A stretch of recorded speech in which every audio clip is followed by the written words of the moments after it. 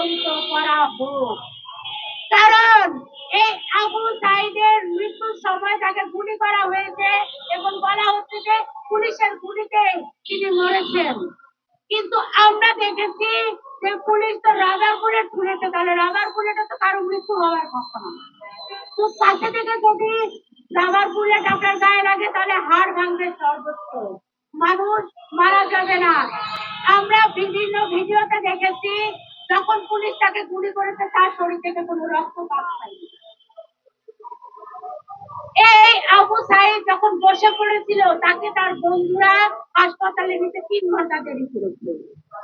এই 3 ঘন্টার মধ্যে তাকে মেরেছে, কারণ আবু সাইদের বাবা বলেছে তার মাথার পিছনে এত বড় একটা গর্ত ছিল।